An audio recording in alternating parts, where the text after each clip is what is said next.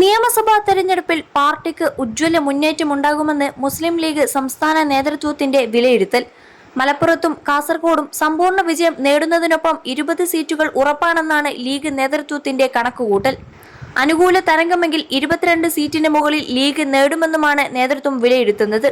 Polling ശതമാനം ഉയർന്നതിന്റെ നേട്ടം UDF-ന് തന്നെയെന്നും മുസ്ലിം league ഉറപ്പിക്കുന്നു.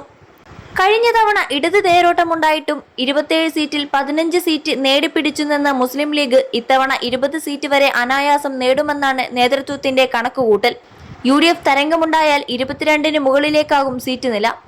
ലീഗ് കോട്ടയായ മലപ്പുറം ജില്ലയിൽ പാർട്ടി മത്സരിക്കുന്ന 12 സീറ്റിലും വിജയമുറപ്പാണെന്നാണ് ലീഗ് സംസ്ഥാന നേതൃത്വം വിലയിരുത്തുന്നത്.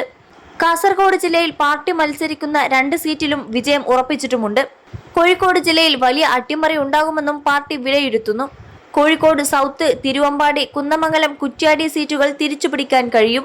ഇതിനു പുറമെ താനൂർ, കളമശ്ശേരി സീറ്റുകളിലും വിജയസാധ്യതയുണ്ടെന്ന് പാർട്ടി കണക്കുകൂട്ടുന്നു. UDF തരംഗമില്ലെങ്കിൽ പോലും ഈ 7 സീറ്റുകളിൽ 5 ഉറപ്പെന്ന് ലീഗ് നേതൃത്വം പറയുന്നു. പേരാമ്പ്രയിലും ഗുരുവായൂരിലും കൂത്തുപറമ്പിലും ശക്തമായ പോരാട്ടം നടന്നതായാണ് വിലയിരുത്തൽ.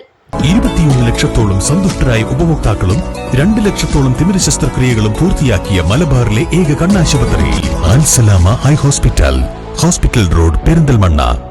ചേലക്കരയിലും പുനലൂരിലും അട്ടിമറി സാധ്യതയില്ലെന്നും ലീഗ് കണക്കുകൂട്ടുന്നു. ജില്ലാ കമ്മിറ്റികളിൽ നിന്നും ലഭിച്ച ബൂത്ത് തല കണക്കുകളുടെ അടിസ്ഥാനത്തിലാണ് ലീഗിന്റെ വിലയിരുത്തൽ.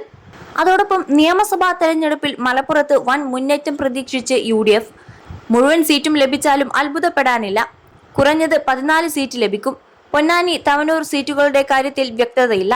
തിരഞ്ഞെടുപ്പ് ഫലം വരാൻ ദിവസങ്ങൾ ബാക്കി നിൽക്കെ മുഖ്യമന്ത്രി ഉപമുഖ്യമന്ത്രി ചർച്ചകളിൽ ചുറ്റിത്തിരിഞ്ഞ് UDF.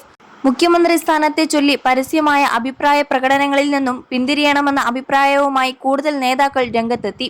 മുഖ്യമന്ത്രി ഉപമുഖ്യമന്ത്രി ചർച്ചകളിലേക്ക് ഇതുവരെ കോൺഗ്രസ് കടന്നിട്ടില്ല.